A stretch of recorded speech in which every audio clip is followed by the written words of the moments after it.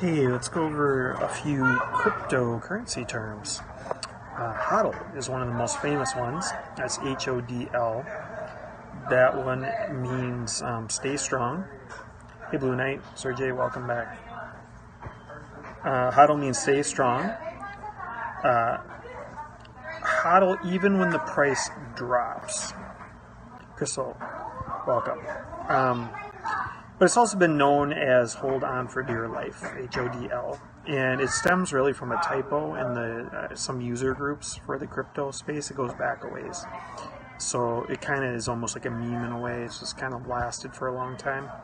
Another popular one is FUD, which is fear, uncertainty, and doubt.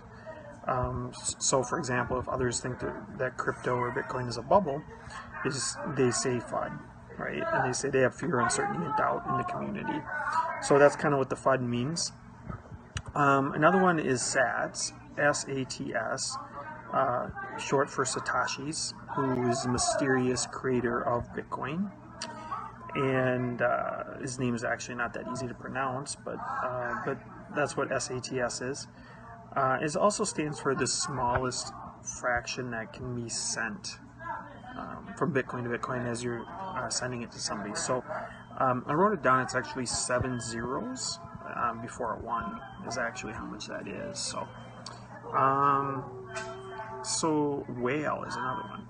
Whale is when someone who owns a lot of cryptocurrencies. Hey Eric, how's it going? Eric Bucks Nation. Hope you're doing well. Whale is someone who owns a lot of cryptocurrency. We're talking about like hundreds of thousands. I was just looking at XRP. Where's the best place to buy and store? Are people getting it from Binance? Is that where people are getting it? Eric Bucks Nation, I'm doing great. Oh, from Lakeland, Florida. Okay, great. Yeah, you if you're in the real estate business in any way, let me know. I got a few real estate friends in the Florida area. I thought I talked to somebody. Oh, we got another real estate person on here. Dell Foreclosure. Feel free to connect with me on Messenger anytime. Or yeah, we haven't yet, I don't think. Okay, you were up there. Okay, cool. Well, if you ever want to learn how to, do some investing in the real estate world, kind of learn about fix and flips and all that, just let me know. I'll connect you with somebody. So whale is someone who owns a lot of cryptocurrency, but somebody that owns hundreds of thousands. And then a pump and dump is people who get together thanks, Del. Vatoon Rays, welcome to Periscope. Pump and dump is people who get together and pump the coin, and they kind of like pump it up, they hype it up, they create the demand. Maybe they get together out there on Slack or some of the other ones I think they mentioned. Thanks for the emojis.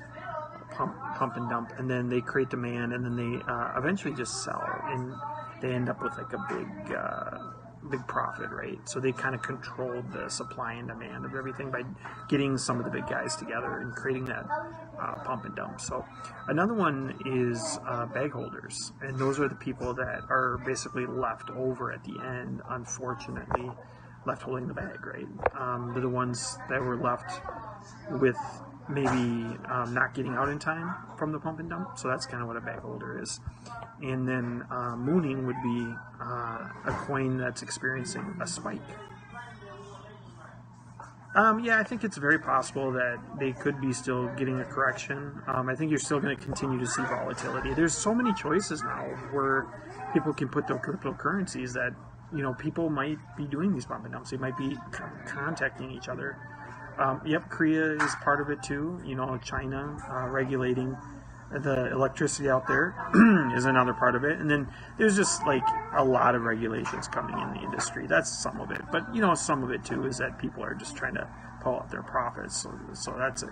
You never want to maybe go under the underlying technology, something for the long term. I mean, it's real tough to time just the cycles, So, and then the last one is mooning, which is a coin experiencing a spike. People say like heading to the moon. It's heading to the moon. It's so hard. It's so hard to say which one is good and everything else. I think the short-term volatility is more. I think it's speculation. You have to still appreciate the speculation. If you're investing it for the long term because of the underlying technology, then that's more of a long-term play, right?